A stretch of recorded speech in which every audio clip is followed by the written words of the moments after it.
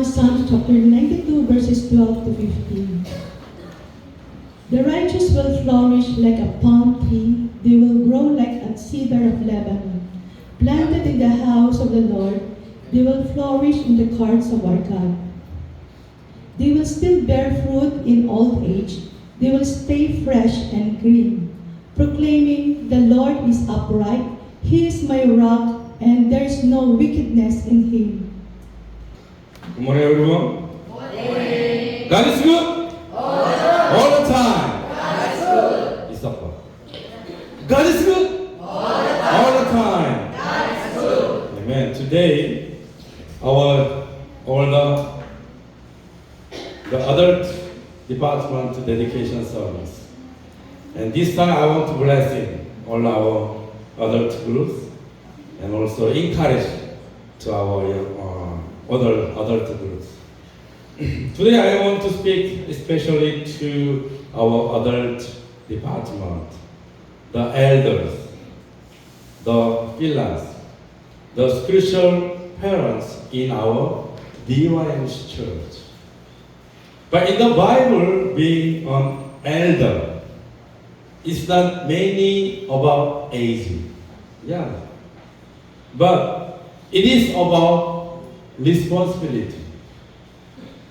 It is about maturity. It is about faithfulness. God calls you not just attend our church, but to shop the church. Not just to live in a house, but to live the home. Today, let us reflect on two callings. The first one is our calling is elders in the church. And second is to calling as elders in the family. And finally, we will receive God's blessing all together. The first, as elders in the church, be root, not just leaves. Psalm chapter 9 to 92 says, "They are planted in the house of the Lord."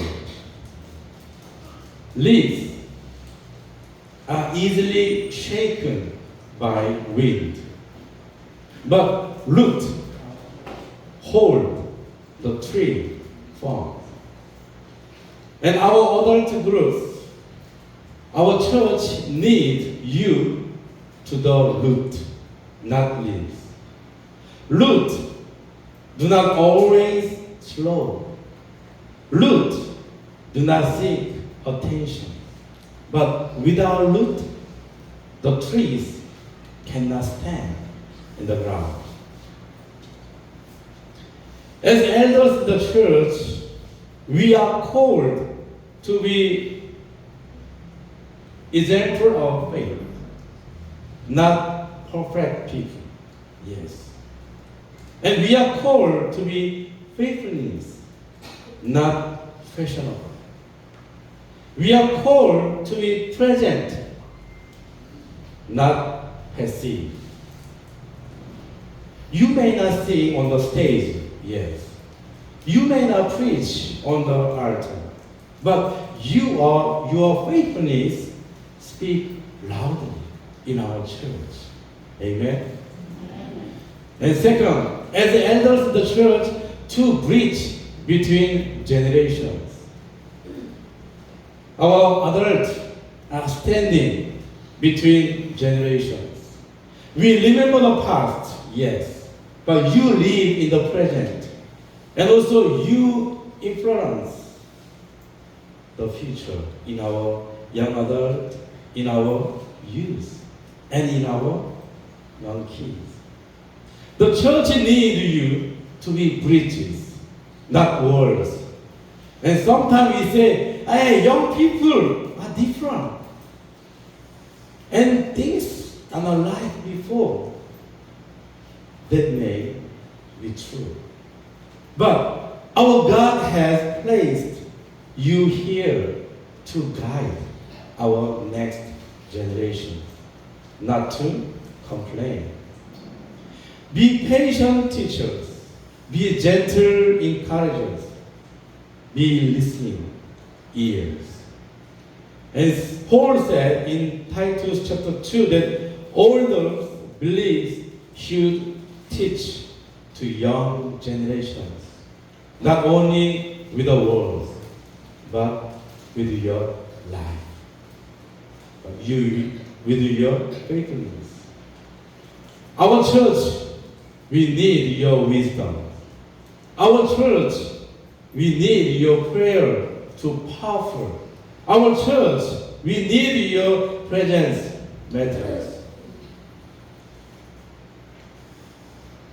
And next one, as elders in our house, in the home, all the parents to be spiritual leaders in the house, in the home. In many cultures, elders are respected, but in God's kingdom, respect comes with a responsibility. Being the elder in the home does not mean controlling the church members. It means serving first. As elders in the family, be the one who prays. And be the one who forgiveness first. And be the one who speaks words of life. Your children or your grandson or granddaughter may not remember all your advice, yes, but they will remember that.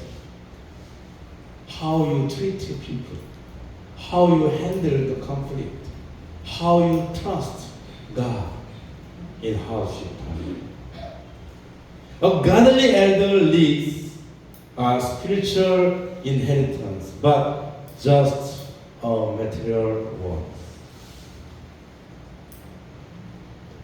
Oh, the last one. God's promise to the elders in our church members.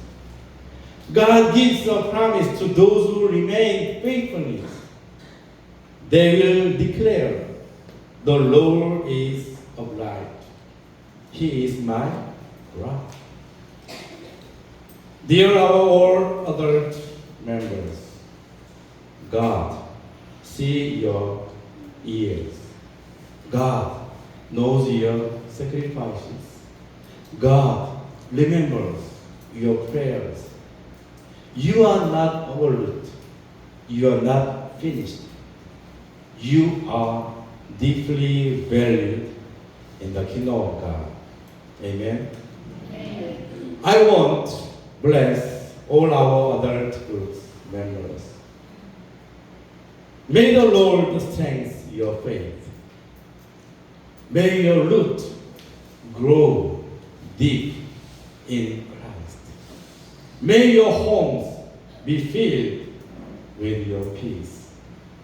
May your words bring healing. And may your lives continue to be bear fruit in church, in home.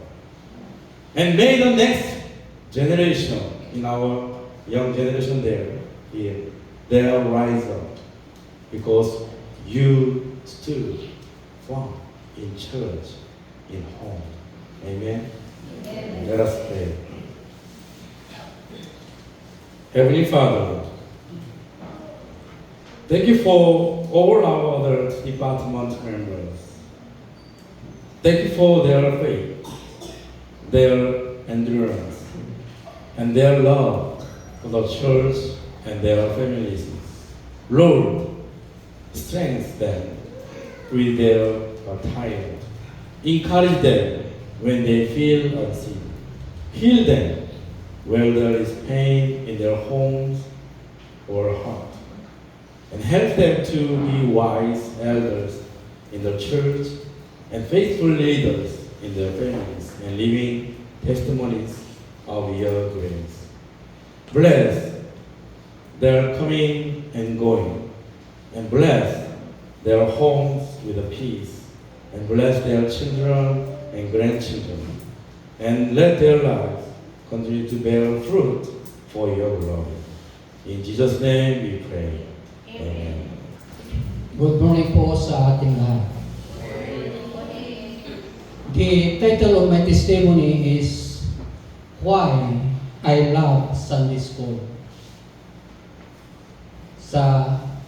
Ang aking titulo ng aking testimony ay Bakit mahal na mahal ko ang Sunday School? Mga kapatid, handa ka bang matuklasan ang kapangyarihan ng salita ng Diyos na makapagbabago ng iyong buhay at gagabay sa bawat hakbang mo? Brethren, are you ready to discover the life-changing power of God's Word and let it shape every step you take? Ako po ay nagpapasalamat sa Diyos sa pagkakataon na makapagbahagi ng aking testimony kung bakit mahal na mahal ko ang Sunday School. Ako rin ay isang ordinaryong tao na may karaniwang problema at mga pagsubok sa buhay. Ngunit may isang bagay na nagbago sa aking buhay. Ang pagdalo sa Sunday Bible School. Alam ba ninyo na noon tinataguan ko ang Panginoon? Bakit ko tinataguan ang Panginoon? Dahil ayaw ko ang makinig sa Sunday School. Nagsimula ako, hindi kagaya ninyo, kundi dumating ako sa lukaw ng young adult. Kaya hindi ko naranasan yung mga children's Sunday School. Kaya tuwing mayroon kaming Sunday School, nag-memorize kami, mayroong memory verse. Ayaw na ayaw ko yun. Ayaw kong magsalita, ayaw kong manalangin. Nahihiya ako. Kaya masabi ko na tinataguan ko ang Panginoon. Kumusta kayo? Kumusta kayo ngayon, mga kapatid? I am grateful to God for the opportunity to share my testimony, which is why I love Sunday School. I am ordinary person with common problems and trials in life. But there is one thing that has changed my life, attending Sunday School. At first, I was hesitant to attend Sunday School. I thought it was something for older people. Ang akala ko ay para sa mga matatanda. Ganun din. Dahil ako ang facilitator, ay para sa mga matanda lang yan. Hindi po. And I thought that only those who have deep knowledge of the Bible. But when I decided to try, I felt something I did not speak. The love and presence of God. Maniwala kayo, mga kapatid. Time is running out. Sa bawat pagdalo ko sa Sunday School, ako ay nakakaramdam ng una, kagalakan. Ang pag-aaral ng salita ng Diyos ay nagbibigay sa akin ng kagalakan at pag-asa sa buhay. Pangalawa, kapayapaan. Ang pagdinig ng salita ng Diyos ay nagbibigay sa akin ng kapayapaan at kapanatagan sa gitna ng pagsubok. Pangatlo, pag-ibig. Ang pag-aral ng salita ng Diyos ay nagbibigay sa akin ng pag-ibig at pag-unawa sa mga taong nasa paligid ko. Pang-apat, kontento. Ang pagdinig ng salita ng Diyos ay nagbibigay sa akin ng kontento at pagtanggap sa mga bagay na nangyari sa buhay. Every time I attend Sunday school, I feel joy. First, I feel joy. Studying God's Word gives me joy and hope in life. Second, peace. Hearing God's Word gives me peace and calmness in the midst of trials. Love. Studying God's Word gives me love and understanding for people around me. Contentment. Hearing God's Word gives me the contentment and acceptance of things happening in my life. For all you know, my friends, I suggested to Pastor Shen when I was the president or the leader of the Ador, that the leaders and some members were the one to teach. Because I would like to find out why, if I am teaching, only few are coming. The same thing happened. Whoever will teach, only 2, 3, 4, 5 will attend. That's wrong. That is wrong.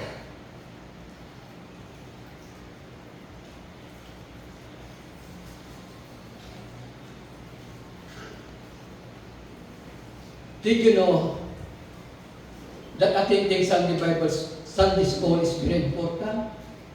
Because of the following. First one, deepens your relationship with God. Studying God's Word helps you understand His character and plan for your life. Give you guidance and direction. God's Word provides wisdom and guidance for making decisions and navigating life changes. Number 3, connects you with like-minded groups.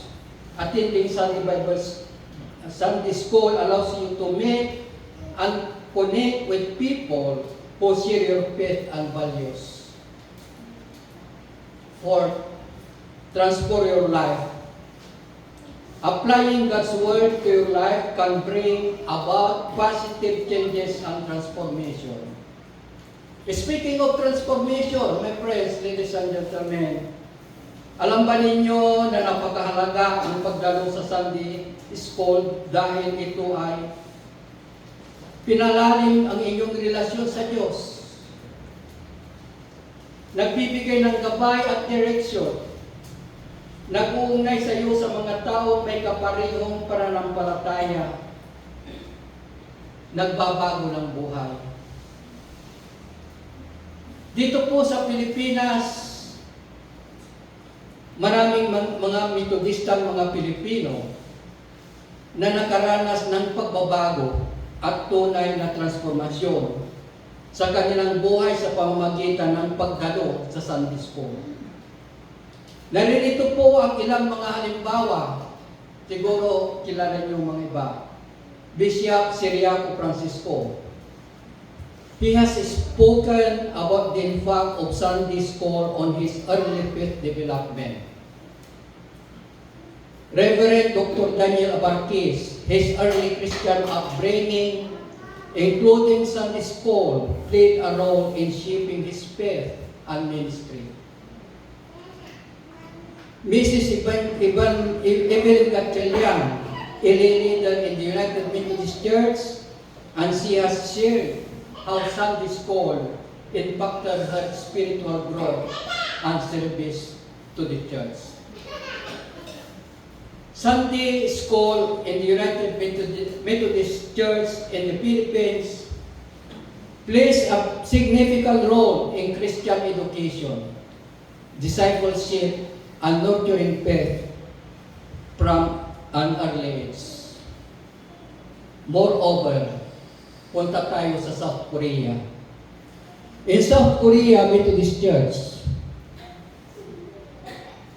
many people have experienced transformation in their lives through attending Sunday school. Here are some examples. Pastor Park Yong-myo, the pastor of Methodist Church in Busan, South Korea, whose attendance at Sunday school as a child has a significant influence on his life and service to God. Pastor Kim Byung-sik, the pastor of Methodist Church in Seoul, South Korea, continued to study God's Word through attending Sunday school and became a pastor in Methodist Church. And of course, our very own beloved pastors, Pastor Shin and Pastor Park. Their early Christian education, including Sunday Bible School, played a great role in shaping their faith and ministry. They are now our missionary pastors. These individuals have experienced transformation through their involvement in Sunday school, in the South Korean Methodist Church, and in the United Methodist Church in the Philippines. Their stories highlight the importance of Sunday school in shaping faith, calling, and service to the church and community. Brothers and sisters in Christ, I hope my testimony, why I love Sunday school, will inspire you to attend our Sunday school and experience the love and presence of God in your life. So please come to Sunday school to learn about God's love and let the living Word ignite your heart and transform your life. Let us experience together the joy of growing in Christ. Don't miss the secret appointment. God has something special for you every Sunday. Kahit sino magtuturo dyan. Kasi kung minsan, mga kapatid, gusto ko na rin na makinig. Kung sino tayo na sinong magturo dyan, ay aatin tayo, please lang. In 2 Timothy, chapter 3, verse 16 to 17, in Filipino. Ang lahat ng kasulatan ay kinasihan ng Diyos at kapakipakinabang sa pagtuturo ng katotohanan. Sa pagsaway sa kamalian, sa pagtutuwid ng likong gawain, at sa pagsasanay para sa matuwid sa pamumuhay. Verse 17, upang ang lingkod ng Diyos ay maging ganap at handa ng mabubuting gawain. Maraming salamat po sa inyong lahat. God bless us all.